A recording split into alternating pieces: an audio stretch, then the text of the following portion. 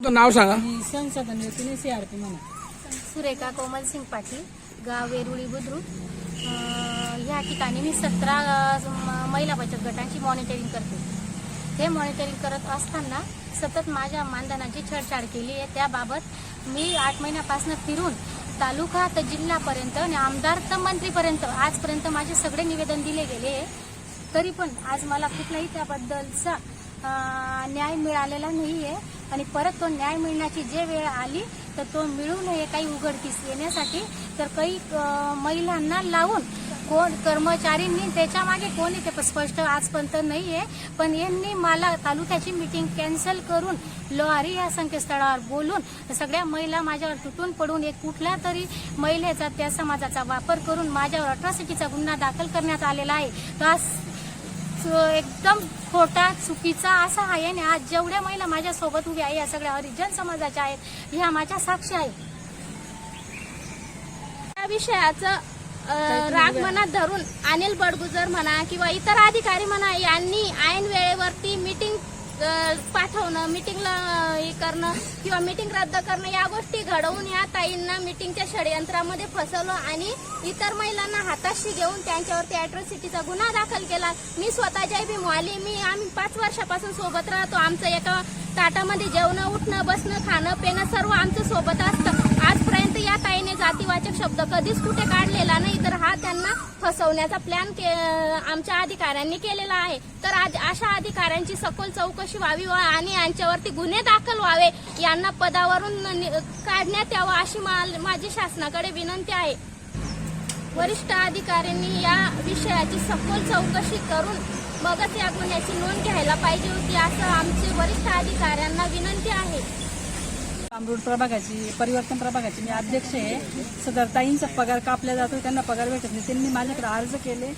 मी प्रभाग अध्यक्ष या नात्याने वरती CO साहेब, प्रकल्प संचालक राजेंद्र लोखंडे या साहेबांकडे मी अर्ज केले. तर संबंधित प्रभाग समन्वयक शरद रामचंद्र पाटील हे माझ्या घरी येऊन त्यांचे अर्ज का घेतले, त्या महिलांचे तुम्ही काय शेण खाता का, ही भाषा त्यांनी मला केली. जर महाराष्ट्र राज्य ग्रामीण जीवन उन्नती अभियान महिलांना सक्षम बनवण्यासाठी आणि सबळ बनवण्यासाठी असेल तर शेण खाण्याची भाषा कशी. पूर्वी सावित्रीबाई फुलेंनी सुद्धा शेण खाल्लं, शेण मारलं त्यांना फेकून आणि आज खायला लावताय. मला एक ते अधिकारी सांगतील का शेण खाणं या शब्दाचा अर्थ सांगतील का, ते काय अर्थ असतो किंवा कोणी पण सांगावं शेण कसं खाता आहे या गोष्टीचा अर्थ सांगावा. माझी ही नम्र विनंती. तुमचं काय?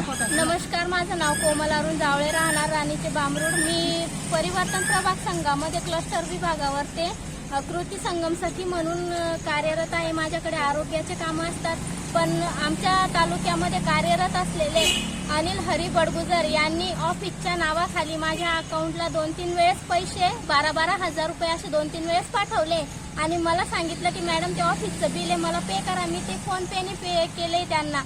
आणि जेव्हा त्यांना मी या गोष्टीचा विरोध केला की माझ्या अकाउंटचा गैरवापर करायचा नाही, माझ्या अकाउंटला शासनाचे पैसे, माझ्या पगाराव्यतिरिक्त शासनाचे पैसे टाकायचे नाही, तर त्यांनी या गोष्टीचा राग मनात ठेवून माझं मानधन कपात केलं. माझं 4 महिन्याचं मानधन त्यांनी 14,000 रुपये कपात केलं व मला कामावरून काढण्याच्या धमक्या देण्यात आल्या. या सर्व गोष्टींचा आम्ही सतत जिल्ह्यावरती पाठपुरावा करत असल्यामुळे आणि यांचं पितळ उघडं पडत असल्यामुळे वरिष्ठ अधिकारी यांना सपोर्ट करताय आणि आम्हाला आजपर्यंत कुठलाच न्याय देत नाहीये आणि आम्हाला सारखं 8 महिन्यापासून 10 महिन्यापासून फिरवीचे उत्तरं देत आहे.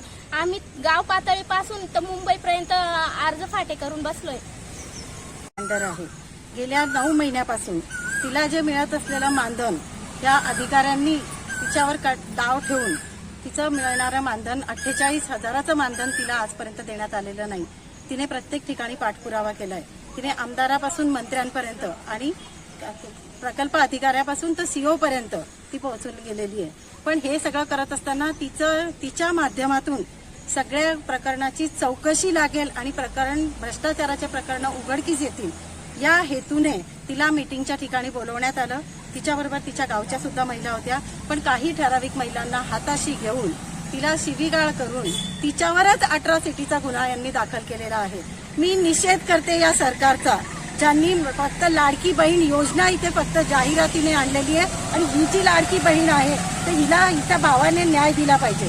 तिचा भाऊ म्हणजे इथला आमदार आहे आणि त्या आमदाराने न्याय देणं हे त्यांचं कर्तव्य आहे. पण या बहिणीला गेल्या 9 महिन्यापासून ती सगळ्यांकडे फिरत असताना तिच्यावर अन्याय होतोय आणि तिला न्याय मिळत नाहीये. आता अट्रॉसिटीज होत असताना या सगळ्या महिला तिच्या बरोबर होत्या.